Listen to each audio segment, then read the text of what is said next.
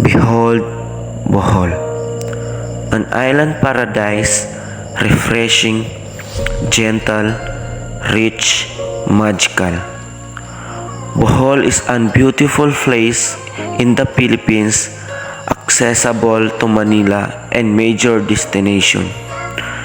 The 10 large island in the Philippines and those beautiful coastline and major river basin.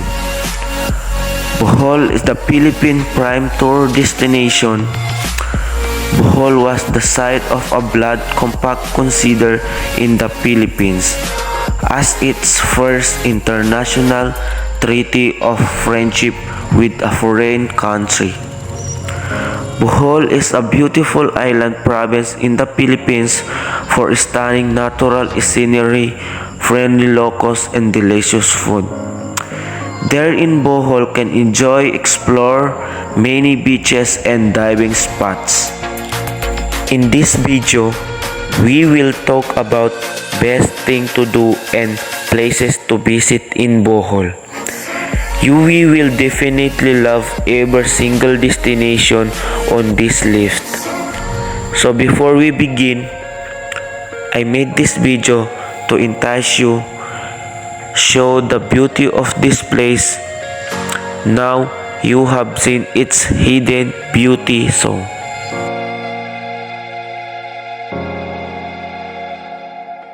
first, have fun at Lobog Ecotourism Adventure Park. Lobog Ecotourism Adventure Park is the perfect park for those who love nature and adventure. There are 20 activities to do in the park, such as hiking, biking, kayaking. There are also zip line for those who want.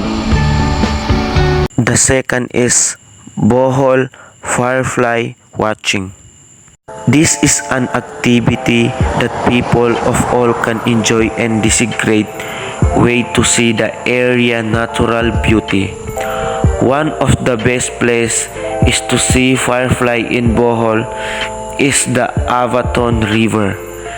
This river is located in central part of island and this is a popular spot for firefly watching.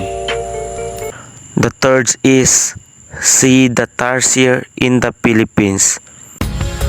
In Kanapnapan, a barangay of Corella, you can see saucer eye tarsier in the wild at the Philippines Tarsier Sanctuary. Over 100 of these territorial primates hang out in the immediate vicinity of the sanctuary, though only 8 are in the viewing area. The entrance fee at the Bohol Tarsier Sanctuary is 80 pesos.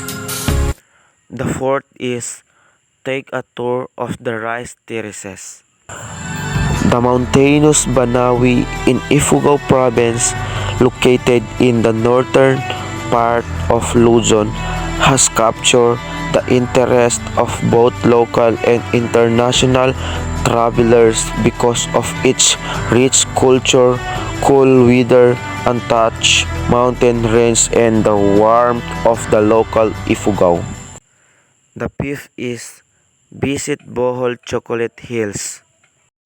We can see the beautiful Chocolate Hills are must-see destination if you plan to visit Bohol Island in the Philippines. The last is watch the Sea of the Clouds. Up in the mountains of the now in central Bohol, there is a viewpoint aptly known as Bohol Sea of Clouds or Mount Puntas, with a viewing area over rice terraces tumbling down into the clouds and an epic ride along Bohol countryside sprawling with nature. There are so many more beautiful tourist spots here in Bohol, but this is what I can show you. Kaya tara na, biyahe tayo!